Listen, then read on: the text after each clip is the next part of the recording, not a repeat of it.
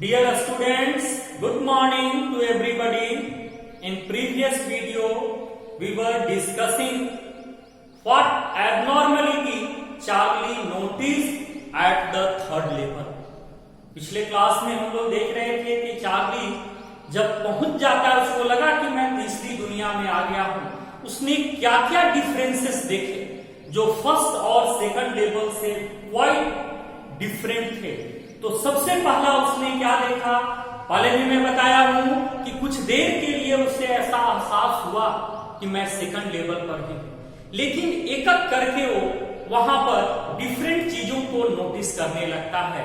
सबसे पहले क्या नोटिस किया, सबसे पहला चीज वो नोटिस करता है the room was smaller. The room was smaller. कमरे वहां पर छोटे थे. इसके कंपैरिजन में फर्स्ट और सेकंड लेवल के कंपैरिजन में. सेकंड में फिर आगे वो देखता है the information booth was made up of wood and that was looking very old. जो हर स्टेशन पर एक इंफॉर्मेशन बूथ होता है, पूछताछ केंद्र, तो वहां पर देखा कि जो सेंटर में इंफॉर्मेशन बूथ बना हुआ था वो लकड़ी का, जहां फर्स्ट और सेकंड लेवल पर देख रहा था कि वो ईंट सीमेंट का बना हुआ है, वहां पर देख रहा है कि वो लकड़ी का बना हुआ है और देखने में बिल्कुल पुराना लग रहा है. वहां पर वो देखता है कि इंफॉर्मेशन बूथ में जो व्यक्ति बैठा हुआ था वो ग्रीन आई शेड और ब्लैक स्लीप प्रोटेक्टर पहने हुए था. स्लीप प्रोटेक्टर बोलते हैं इसको, स्लीप बोलते हैं बाजू को प्रोटेक्ट करने के लिए. अब यहां पर देखिए स्टोरी में समय और स्थान की सही जानकारी नहीं हो रही है. चार्ली जब छोड़ा है ऑफिस तो रात का समय है और वो है कहां, अंडरग्राउंड रेल रोड पर. तो कोई भी ग्रीन आई शेड या ब्लैक आई शेड धूल या धूप से बचने के लिए लगाता है, हरे या नीले रंग के या काले रंग के चश्मे, और स्लीप प्रोटेक्टर बाजू को प्रोटेक्ट करने के लिए धूप से वो लगाता है स्लीप प्रोटेक्टर. अब वहां पर एक तो अंडरग्राउंड रेल रोड जहां पर कभी धूप जाएगी ही नहीं, दूसरा रात का समय, तो रात का समय और हरे रंग का चश्मा और ब्लैक स्लीप प्रोटेक्टर कहीं से मैचेबल नहीं. ये शो कर रहा है कि स्टोरी में हमें समय और स्थान की सही जानकारी नहीं मिल पा रही है. सेकंड ये देखा. थर्ड जो है वो देखता है वहां पर तीसरा जो है difference, the lights were dim. Lights were dim and short of flickering. Flickering means झिलमिलाहट. अब वहां देखा कि लाइट जो थे थर्ड लेवल पर डीम बिल्कुल धुंधला था एंड फ्लिकरिंग उसमें झिलमिलाहट हो रही थी. जैसे अगर आप लैंप से चिमनी जो है हटा देते हैं तो हवा चलने से जैसे झिलमिलाहट होती है, तब वो देखा कि वहां पर इलेक्ट्रिसिटी नहीं बल्कि ओपन गैस फ्लेम जल रहे हैं. जैसे जैसे एबनॉर्मलिटी को देखते जा रहा है चार्ली का विश्वास बढ़ते जा रहा है कि मैं रियली में थर्ड लेवल पर पहुंच चुका हूं. इसके बाद वहां पर नेक्स्ट जो है देखता है कि जितने भी व्यक्ति थे everyone was dressed like 1890 something. जितने भी वहां पर लोग थे उन हर लोगों का जो ड्रेस था वो 1890 के दशक का था. चाहे वो क्लोथ का स्टाइल हो या उनका जो है दाढ़ी बाल रखने की स्टाइल हो या वहां पर जो है पिकदानी जो रखा हुआ था, स्पीडन्स जिसको बोलते हैं, यूज किया है वर्ड. ये सारी चीजें चार्ली नोटिस कर रहा है कि ये सारा जो है वो उस जमाने की चीजों को दिखा रही थी 1890 के दशक का। इसके बाद वो नोटिस करता है नेक्स्ट में लोकोमोटिव, भेपर से चलने वाला engine, locomotive engine were in fashion, ये प्रचलन में। अब चार्ली जब इतने डिफरेंसेस को देखा तो यहां पर जो हम लोग नेक्स्ट क्वेश्चन देखेंगे कि what differences did Charlie notice at the third level. तो सबसे पहले क्या देखा, the room was smaller, the information booth was made up of would and that was looking very old, lights were dim and sort of flickering, everyone was dressed like 1890 something, locomotive engine वहां पर fashion में थे, old currency जो है वो fashion में थे, उसका विश्वास जो है वो पूरी तरह से बढ़ जाता है। एक और चीज देखा वहां पर, there were fewer ticket windows, fewer ticket windows and train gates की संख्या और टिकट विंडो की संख्या बहुत ही कम थी। अब चार्ली पूरी तरह से एज्योर हो जाता है कि वो रियली में थर्ड लेवल पर पहुंच चुका है। अब जो है कैसे अपने आप को चार्ली कंफर्म करता है कि मैं रियली थर्ड लेवल पर पहुंच चुका हूं। तो नेक्स्ट जो क्वेश्चन यहां पर हम लोग देखें, व्हाट डिफरेंसेस, जो क्वेश्चन हुआ what differences did Charlie notice at the third level? Third level पर क्या क्या उसने डिफरेंसेस नोटिस किए। अब चार्ली अपने आप को एज्योर करने के लिए, कंफर्म करने के लिए कि कैसे वो रियली थर्ड लेवल पर पहुंच चुका है, तो how did Charlie confirm himself that he had really reached at the third level? Charlie कैसे अपने आप को कंफर्म करता है कि वो थर्ड लेवल पर वास्तव में पहुंच चुका है।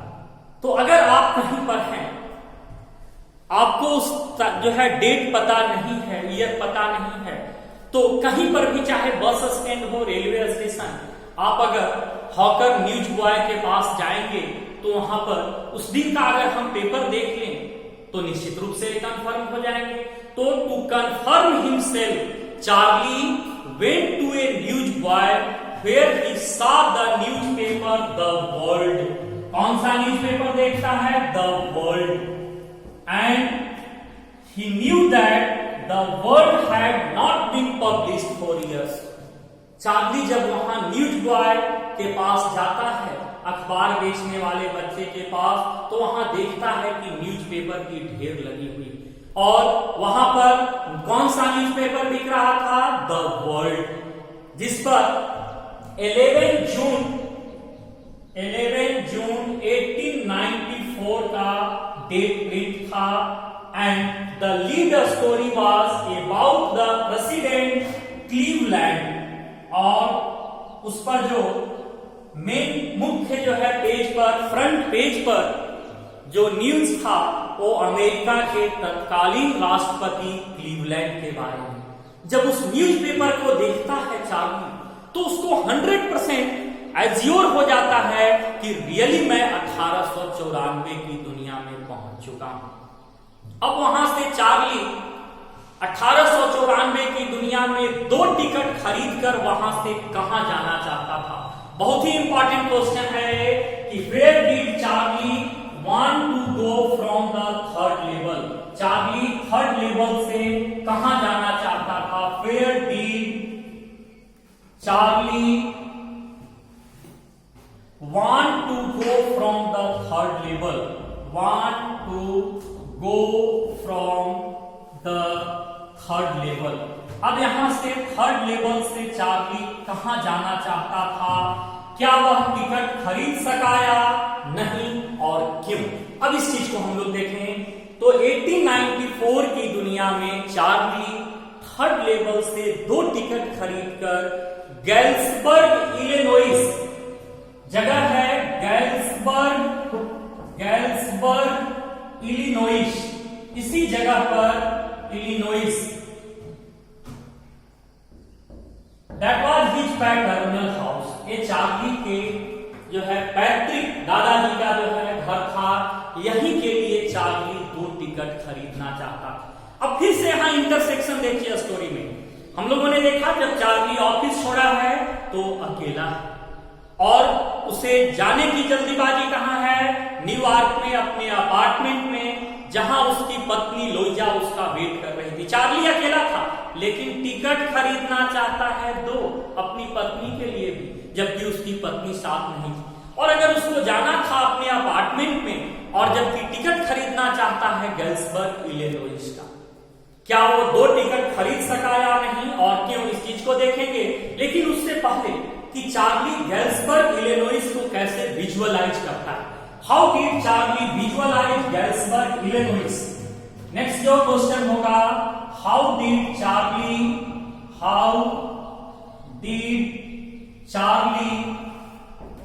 विजुअलाइज गैल्सबर्ग इलिनॉइस को चार्ली कैसे विजुअलाइज करता है, विजुअलाइज गैल्सबर्ग इलिनॉइस। तो according to Charlie, Galesburg Illinois was a wonderful town with big old frame houses, whose tremendous trees, whose branches meet overhead and roof the street.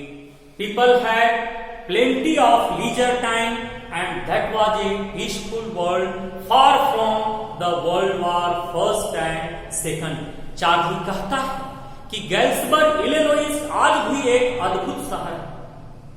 लकड़ी के frame से बने हुए घर, ह्यूज लॉन्स, हर घर के आगे घास के मैदान, ट्रिमेंडस ट्रीज, बहुत सारे वृक्ष, कुछ ब्रांचेज मीट ओवरहेड, जिसकी शाखाएं आपस में ऐसे मिली हुई, और गलियों के लिए छत का। कितना सुंदर हो नजारा का वर्णन कर रहा है। पुरुष सिगार पी रहे हैं, औरतें ताड़ का पंखा झल रही हैं, हर जगह फायर फ्लाई जुगनू जो है वो चमक रहे हैं।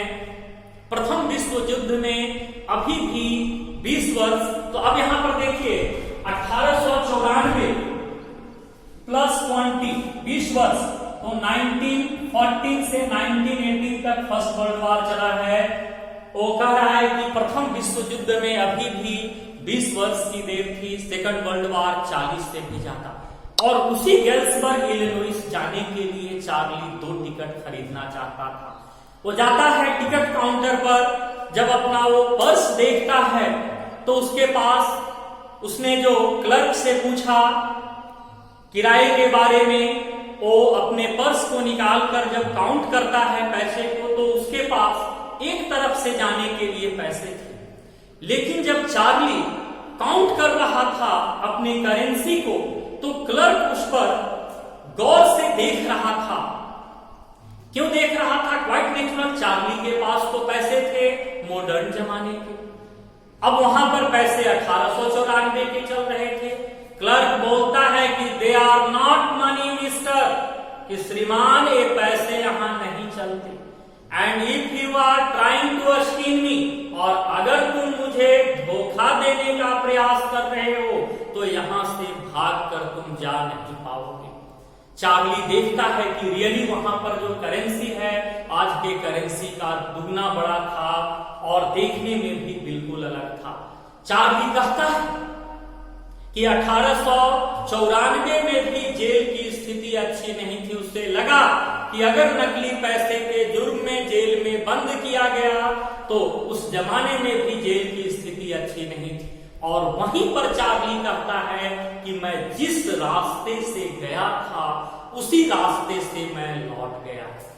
अब यहां पर देखिए कि क्या चार्ली गैल्सबर्ग इलिनॉइस जाने के लिए 2 टिकट खरीद सका? नो। क्यों? Because clerk had refuse to accept his new style currency, क्योंकि क्लर्क ने उसके नए जमाने के पैसे लेने से साफ इनकार कर दिया। अब चार्ली को 100% विश्वास हो गया कि अगर मेरे पास आज 1894 का पैसा होता तो मैं निश्चित रूप से थर्ड लेवल से गैल्सबर्ग इलिनॉइस जा सकता था। अगले दिन चार्ली अपने ऑफिस में जाता है और लंच ब्रेक के दौरान उसके पास कुल जमा पूंजी जितनी थी $200 वो निकाल देता है और उस सारे पैसे को 1894 के पैसे में कन्वर्ट कर देता है। लेकिन क्या चार्ली दूसरी बार थर्ड लेवल जा सका? पहली बार क्यों नहीं जा सका?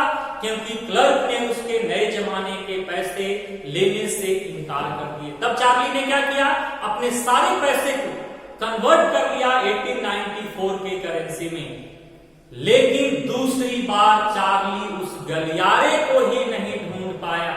Charlie would never find out that corridor which led him into the third level, जो उसे थर्ड लेवल पर ले गया। दिन रात एक कर दिया लेकिन उस गलियारे को ढूंढ ही नहीं पाया। ये क्या प्रमाणित करता है कि third level does not exist in reality, कि थर्ड लेवल हकीकत में होती ही नहीं। अगर होती तो चार्ली उस गलियारे को ढूंढ लेता। हम इतिहास बदल सकते, भूगोल नहीं। क्या आज जहां हिमालय है उसको उठा करके जो है वो कन्याकुमारी ले जा सकते हैं? That is quite impossible. लेकिन अब प्रश्न है कि आखिर चार्ली वहां गया कैसे?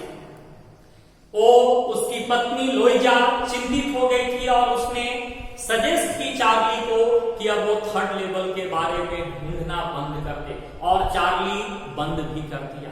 लेकिन चार्ली कहता है कि कुछ दिन के बाद वो पहले तो अकेले ढूंढ रहा था, पति पत्नी दोनों मिलकर ढूंढने लगे। कह रहा है कि अब मेरे पास एक प्रमाण आ गया था कि रियली में थर्ड लेवल होता है। अब वो प्रमाण क्या था उसके पास, इसको हम लोग देखें।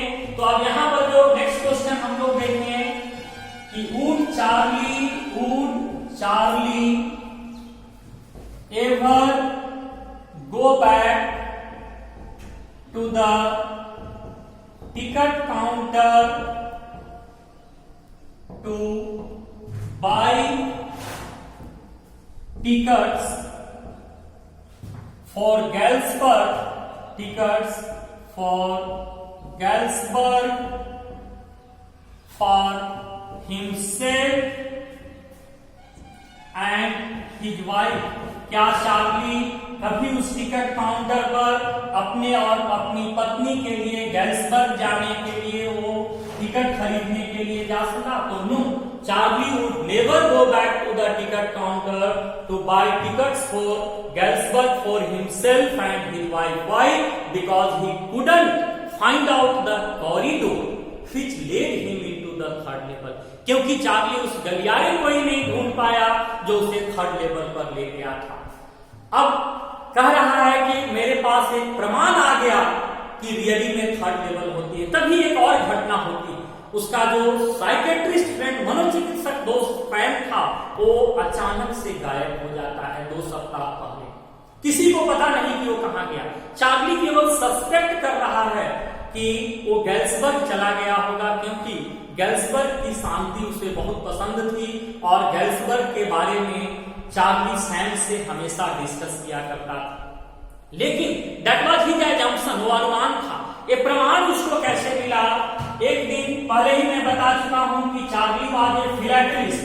चार्ली क्या था? डाक टिकट संग्रह करने वाला था। तो उसके एक फर्स्ट डे कवर में, what do you mean by first day cover? What do you mean by A first day cover? First day cover, first day cover से क्या समझते हैं? तो चार्ली अपने एक फर्स्ट डे कवर में, देखिए, when a new stamp is issued, जब भी कोई नया स्टाम्प जारी होता है, stamp collector buy some and use them to mail envelope to themselves on the very first day of the sale, and the postmark prove the date, blank paper is put within it and it is never opened, and such type of cover is called a first day cover। जब भी कोई नया डाक ticket जारी होता है तो stamp collector उसे खरीदते हैं, लिफाफे पर चिपकाकर बिक्री के पहले दिन अपने पते पर भेजते हैं।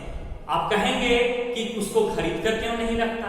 तो उस दिन जो डाक का मुहर लगता है वो उसकी ऑथेंटिसिटी होती है, प्रामाणिकता, कि ये पहली बार किस दिन और किस वर्ष में ये जारी हुआ था। चूंकि व्यक्ति अपने से अपने पते पर भेजता, इसलिए उसमें ब्लैंक पेपर रहता, उसे कभी खोला नहीं जाता, उसे भी कहते हैं फर्स्ट डे कवर। तो उसके फर्स्ट डे कवर में एक ऐसा था जो एबनॉर्मल था। उसके दादाजी के पते पर गैल्सबर्ग इलिनॉइस से भेजा गया था। तो अगर उसके दादाजी के पते पर, उसके दादाजी भी फिलैटलिस्ट थे, तो उनके पास होना चाहिए था। वो चार्ली के कलेक्शन में कैसे आ गया? डेट 1894 का। अब चार्ली को जब नॉर्मल लगता है तो उस फर्स्ट डे कवर को खोलता है।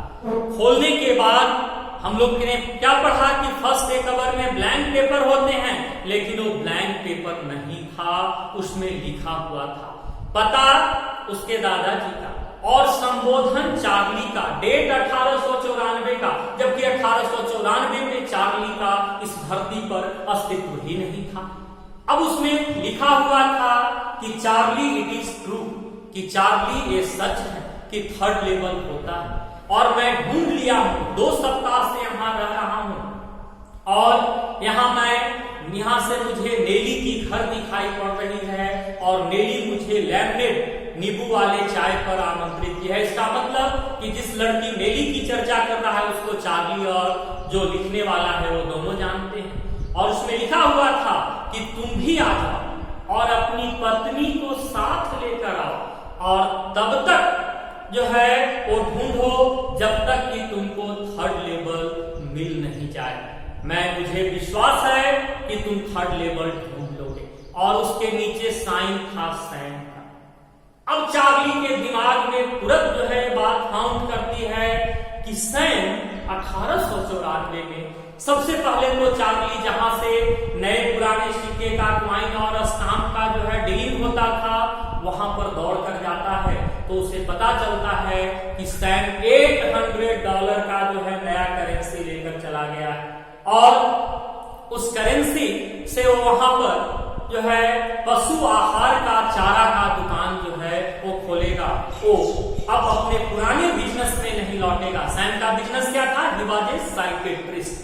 अब चार्ली को यहीं पर दिमाग में आता है कि सैम 1894 में उसका पुराना बिजनेस, वो तो उसका आज का दोस्त है, और यहीं पर जैक फिनी स्टोरी को एंड करते हैं।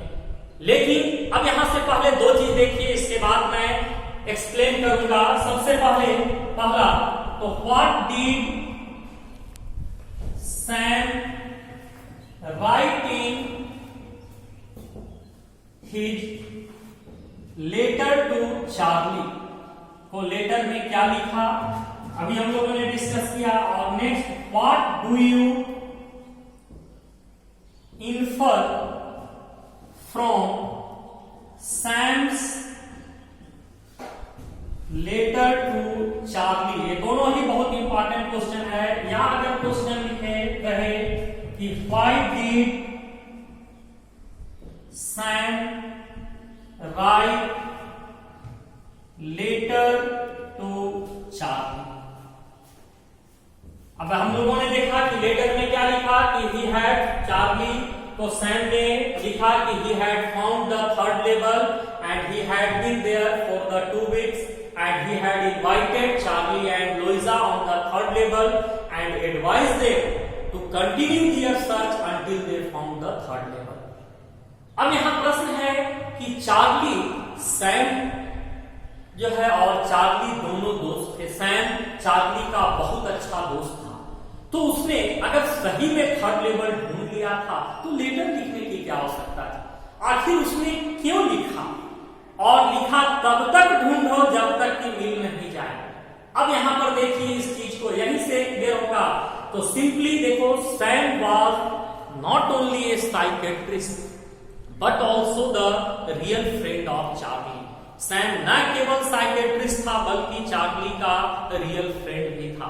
He had realized, वो महसूस कर चुका था कि Charlie had become crazy for the third level, के लिए वो पागल हो गया है और किसी हद तक जा सकता है।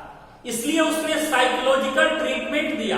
अगर एक लाइन में कहें तो Sam wrote letter to Charlie to bring him out from his imagination to the third level, केवल थर्ड लेवल की कल्पना की दुनिया से बाहर निकालने के लिए। अगर वो ऐसा नहीं करता तो निश्चित रूप से चार्ली पहले ही बैंकरप्ट हो चुका था, दिवालिया, वो पागल हो जाता। इसलिए उसको उस कल्पना की दुनिया से बाहर निकालने के लिए, और साइकोलॉजी की पहला फंडा होती है कि there is a strong attraction in a strong prohibition, निषेध में आकर्षण होती है। जैसे अगर आपको मैं एक बैग दे दिया, बोला कि बाबू इसको रख दो, तो 99% चांस है कि तुम नहीं खोलोगे। लेकिन अगर 5 बार बोले ना कि इसको खोलना मत, तो बार बार तेरी इच्छा होगी कि खोल कर देखें कि इसमें है। यही है साइकोलॉजी। तो उसने साइकोलॉजिकल ट्रीटमेंट दिया, वो समझाकर थक गया कि थर्ड लेवल नहीं होती, ये तेरा जागते हुए स्वप्न देखना है, असंभव चीज है। तुम्हारे नाक कलेक्शन की जो है हॉबी ने पहुंचाया, लेकिन चार्ली ने मानने से इनकार कर दिया। तब सैम ने साइकोलॉजिकल ट्रीटमेंट दिया कि थर्ड लेवल होती है, मैंने ढूंढ लिया और 2 सप्ताह से हूं, तुम भी आ जाओ, पत्नी के साथ आना, और तब तक ढूंढो जब तक कि मिल नहीं जाए। चार्ली औकात में आ जाता है कि सैम ने उसको एक मूर्ख बनाया। सैम उसका आज का दोस्त है, तो 1894 में कैसे जा सकता है। अब यहाँ एक बहुत ही महत्वपूर्ण प्रश्न रह गया कि चार्ली रियली में थर्ड लेवल गया कैसे, और third level was really a medium of escape for Charlie और नॉट। इसको मैं अगले वीडियो में एक्सप्लेन करूंगा अच्छे तरीके से कि कैसे वो पहुंचा। Thank you.